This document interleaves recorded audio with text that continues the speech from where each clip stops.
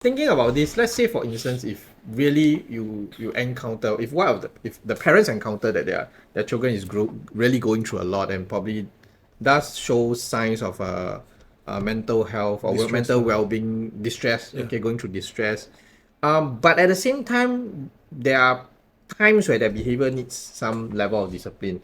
So where do we draw the line, or should we say, hey, no lah, never mind lah, it's okay lah, since you're going through this? It's difficult, huh? It's difficult. It's very situational. Yeah.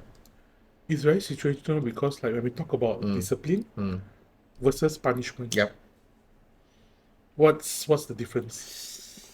Punishment sounds really, really harsh. Yeah. Discipline sounds like we are giving the child some opportunity to learn, or we are trying to educate at the same time. So when we talk about discipline, I want to go back to the basics again. Does your house have ground rules? Are the ground rules spoken? Are the ground rules known? Are the ground rules written? Because a lot, especially in our Asian culture, right? Can you share with me one unspoken ground rule that you know that is not written, that is unspoken? Got a lot, leh. Just one only. Just one only. Cannot be rude. Cannot be rude to your elders, right? Cannot be rude to my elders, yes. Yeah, and elders never specify who, right? Never specify who. Could be uncle, auntie, grandmother, The stranger on the street. stranger, and these are all unspoken rules. So we go back again, in terms of discipline. You need to have ground rules at home first, Okay. because having rules at home tend to make the social environment at home safe, predictable. I know what I did wrong because it's there, you know. Yeah. And so now we're segueing to like house rules. So even if you have like ground rules, right, it's easier to discipline when you have home rules. Okay. So on top of if your child is having some mental health struggles, knowing that there are still rules to follow, it will help with the situation quite a bit. Because it helps to keep the environment at home safe, predictable. And we talk about safe also, we talk about psychological safety, emotional safety, and physical safety. Physical safety, parents are great at it. They are great at physical safety. But we still have to, as we progress, like, to being more mental health aware, we need to know more a little bit of what psychological safety means, what emotional safety means. And between the two, right, discipline doesn't always equal to punishments. Yes. Okay. Instead, I would really like to even like challenge this perception that when we punish, what are we punishing for? In the triple P context, right, punishment is frowned upon, like to give consequences, to take away a privilege. But we also have parents who are saying that, cannot go back. Yeah. I've got a lot of questions. Why cannot? Last time can what? I'm still doing very well. What? What? I live until now. I'm still very big person. Yeah. So there's a lot of that. Cannot whack. Cannot beat him. He said, then my response to them is always this, like that. It is not my place to tell you. You can whack, or cannot hit, or you cannot whack, or you cannot discipline your child or punish your children. My place is to tell you that, that if you do this, there are certain consequences, and some of the consequences, one of the things that like I see it as like a bank, like an emotional bank. So every time you cane your child, okay, it's like a withdrawal. Yeah, you take away like your relationship. It's like a relationship bank. You take away that credit slowly. And I'm not sure whether you have heard this before. It's like, for every one negative comment or bad thing you do, you need to make up. I think five. Yes, five. You need to make five up makeups, with five positives. You got a lot of credits, man. you take one, then you must put back five. Yeah. So when we punish, especially, so I also want to warn parents. It's just once again I say it's not my place to tell you how to discipline or punish your children. It's just that sometimes when we tend to punish in a heightened emotional state, there is a very high possibility that one stroke will be 2, 3, 4, 5. Yeah. And when that happens, it becomes harsh physical punishment. It becomes something else. It becomes criminal act already. Yeah, and I wouldn't say criminal. Not yet, not yet. Have to be careful, you know. Yeah, but I think it would be Uh. other than ruining that relationship Yeah. with your child, right? There is a chance that it may escalate into abuse, physical abuse. Yes. Physical abuse and psychological abuse. Because when we whack, we don't keep quiet. Yeah. Yeah. We'll probably say something, you know. Probably say something. Yeah. And one of the things I also want to share, that there was this concert I had. I got a lot of stories to share. They're very real now. There was this dad who called me because we were having a concert and like one-to-one consult. Yes. And then like he was also on the way back from Taiwan from a business trip. And in Taiwan, in a business trip, the wife called him. The teacher complained about his son that has been bullying this girl, not doing homework, running around in class, disturb other people. And then the father was so upset. He was so upset. Mr. Taufik, I'm going. It was Zoom call. Then his driver picked him up. Then when I reach home, I'm going to whack him. I want to tell him, stop all this stupid nonsense. And it's like, say, Mr. Tan, I think it sounds like you're very angry. I say, like, can I whack him or not? And I was like, can I whack him or not? I said, I told him, it's not my place to tell you, you can whack him or not. But I want to tell you that if you do, in this heightened state, you think you're just going to stop at one stroke? It's not even... Don't say one stroke. Even if it's one stroke, it's going to be a very painful stroke. You know. So then let's say like okay. So then I gave him advice Then I gave him like what steps to take. Make sure to before you step in, do a little bit of to regulate your own emotions because if you don't regulate your own emotions, how you think your children are going to regulate their emotions? So I said okay, thank you, Mr. Taufik. Then the next session I checked in with him again. So how was the session? I was angry, but I didn't talk to him. Okay. I came back, I just showered, as you told me to do. Showered, changed, put my things in the washing machine, and then I just looked at him. I want to talk to you now. Okay, wow, okay. Yeah. So then I said, okay, what happened? I said, I didn't raise my voice. I just told him, your teacher told me this.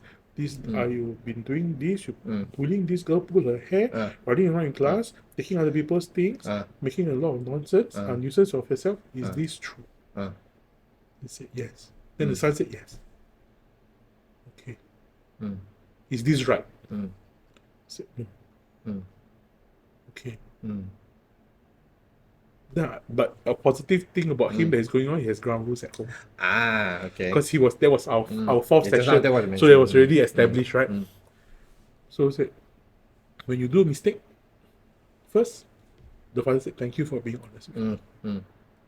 And owning up to your mistake and being responsible. Give me your hand. One stroke. That's it. Okay. Yeah. Do I agree with that? It's their home culture, it's their house culture. It's I cannot tell you that, no, why you can't him? No, I can't. Yeah. But then I asked him, did your son apologize? He said yes. Was he remorseful? He said yes. Okay. Do you have a meeting with the teacher? I said yes. Okay. Settled. And what followed for the next 2 weeks, right, was actually the son actually was being making amends. Okay. With the teacher, apologizing, helping the teacher carry the books from one class to one class.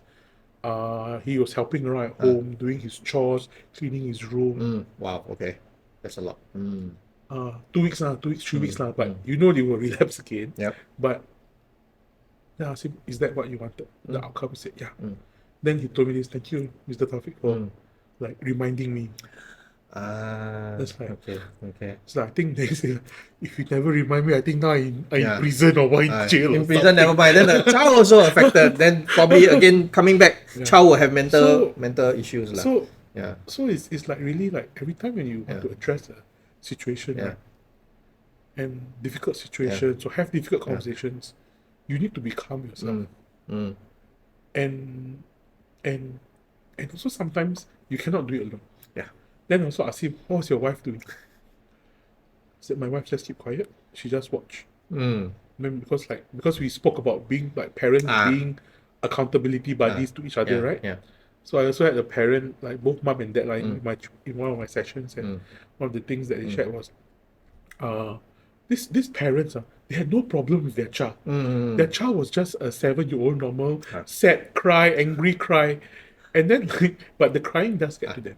So when dad gets frustrated, mom comes in like, it's okay, daddy. You can take a step back, take a break. Yeah. I will handle. And they do this for each other, you know. Okay. And like, wow, you guys are being accountable, like your accountability buddies to each other.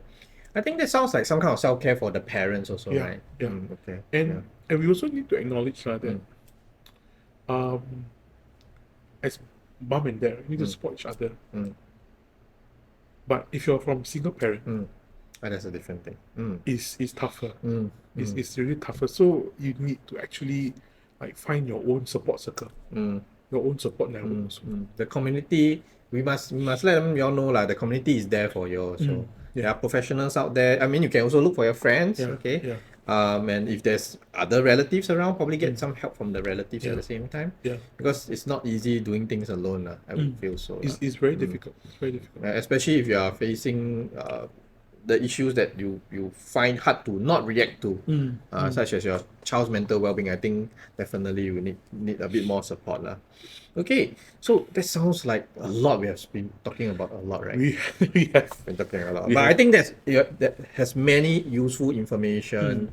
I think there were very useful tips inside here. I think the parents and the listeners would definitely benefit from it. So, after talking so much, what would be one key takeaway from this conversation? One only. Cannot have more. Cannot. Can I have 3? Okay, I'll give you 3. Can I have 3? Because one a bit hard. Because we're talking about children's mental health. We're talking about parenting. So, one is not to be afraid. Not to be afraid. To have difficult conversations with your child. Remember also choose the time. Choose the timing. Be wary of your tone, and then this will determine the temperature. Okay. First one. Second one is every time when you need to talk about something that is difficult, you need to be very calm. Breathe a bit more. Go for a shower, have a coffee or something like that. And also don't do this alone. Okay. Have your wife, somebody your spouse, account for or a friend Yeah. And the last one, 3, is to keep learning. Keep learning. Attend seminars, attend parenting seminars. Even like there's a lot of podcasts about parenting, about families. Listen to it.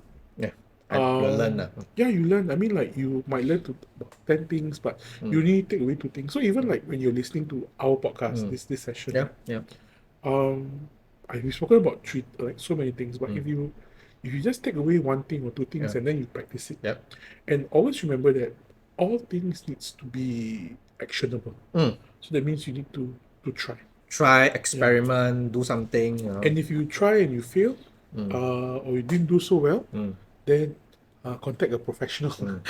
Contact a professional. You can contact the team at Morningstar. I can contact Mr. Taufik also at the same time. You can just get them and contact contact me. Same fine. also. That's fine. And always seek help. That I also want you to know that you're not alone. Okay, that's nice. That's 3 very important takeaways. Okay, so coming to the end, if you can just wake up the next morning and wish for something, what type of improvements would you like to see, or what type of changes would you like to see to hope that the society supports children's mental health in the next few years? Is that first and foremost, I think there's one thing about children's mental health is for us as parents not to think as mental health as a stigma. Mental health is just like physical health. And we spoke about the signs and symptoms. And if we do see signs and symptoms, we need to actually like get our children some support. And for us not to be like, I don't want later people say this. And not to be bothered so much about that stigma, and also realize that it takes time. It takes time for them to actually want to seek help. The longest I had was a case that I had You mentioned 6 months, right? 6 To months. see a counselor, right? Just to see a counselor. Okay. Yeah. So yeah, we are saying that we probably want to see a change in mindset. I think the mindset now is not too bad already. It's improving. Yeah, I mean, but we could do more lah to make a difference. Yeah. Okay, that's nice. Anything else to add, Mr. Taufik? A lot, right? A lot. Probably a lot. A lot. Then we must invite you back again. Yeah, I'm actually, believe it or not, I'm actually working on a book. Okay. Wow. And Okay. It's yeah. Is there a name to the book? Or? It's called a guide to parenting. Okay. Yeah, So I'm really at listeners, chapter, and I'm not using AI. I'm really writing it from my own experience. okay. That's a lot of handwork. Yeah, and I'm at chapter 4. Okay. So look out for it. Yeah. Audience, It'll look be out an for it. ebook. Don't worry, it won't be expensive. No, never mind. Maybe the listeners can get the discount. So, but yeah, look out for the book by Mr. Taufik because he has given a lot of information. I'm at chapter 4. Chapter 4 soon, very fast. Okay, so we have come to the end. I'm very thankful that you have joined us for today's podcast. Okay, Thank you for inviting me. thank you so much. Okay, so I'm your host Sean again, and this is our guest Mr. Taufik, and we'll be seeing you soon in the next episode of On the Run. Thanks, guys. See you. Thank you. Bye-bye. Bye bye.